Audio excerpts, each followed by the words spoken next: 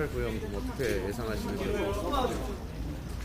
우선 이 사건은 과거 검찰의 정치적인 수사와 기소의 모습을 보여주는 전형적인 사례라고 생각합니다. 다 아시는 것처럼 저를 포함한 민주당 의원들은 국회법이 정한 절차에 따라 국회법이 정한 패스트트랙이라는 프로세스를 진행시키기 위해서 움직였던 상황이었고, 반면에 국민의힘 의원들은 물리력을 동원해서 이 국회법에 따른 절차를 막았던 사안입니다.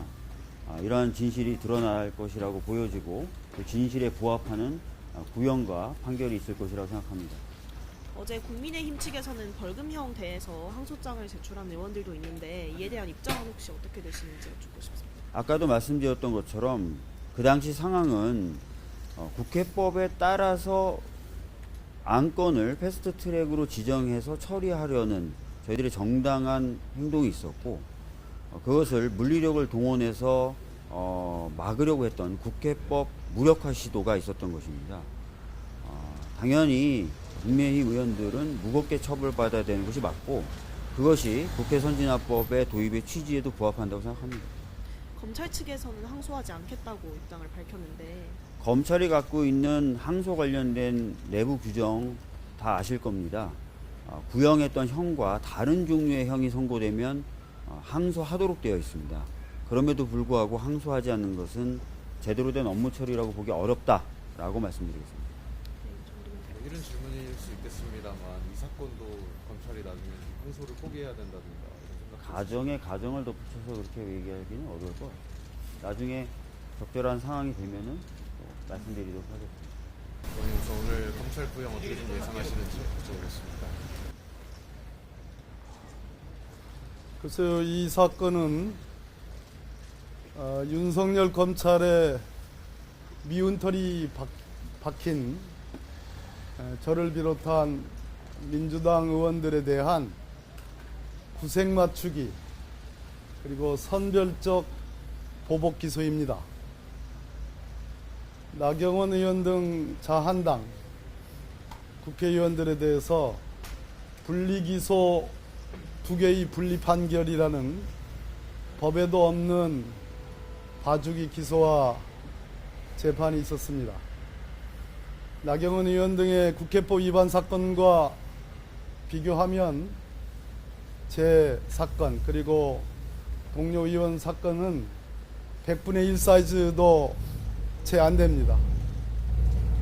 검찰이 나경원 의원 등 사건에 대해서 공소를, 항소를 포기했습니다.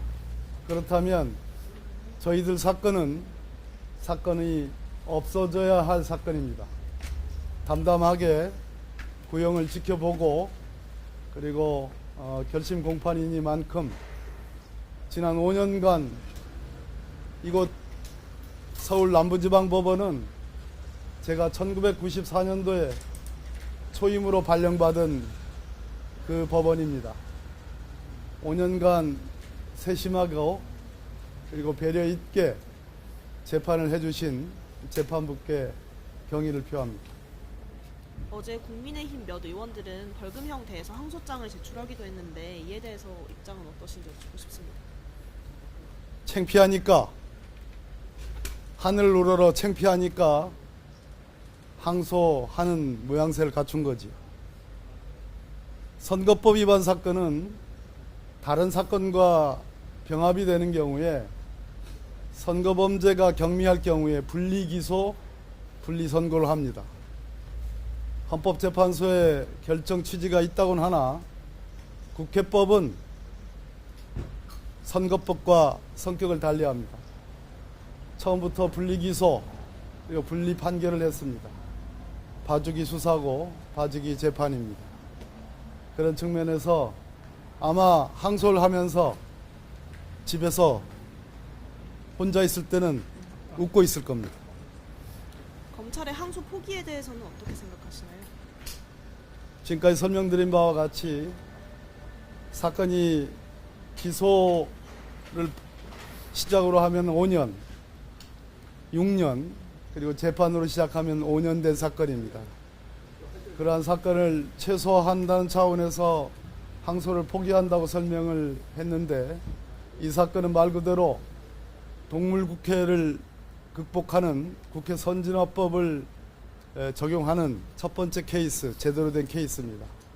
국회 선진화법을 무력화시키는 항소 포기라고 생각합니다. 나중에 선고 결과가 나온다면은 이 사건 또한 검찰이 항소를 포기해야 될까요? 오늘 구형을 한번 지켜보도록 하겠습니다. 이 정도면 될 것 같습니다. 예, 감사합니다. 고맙습니다.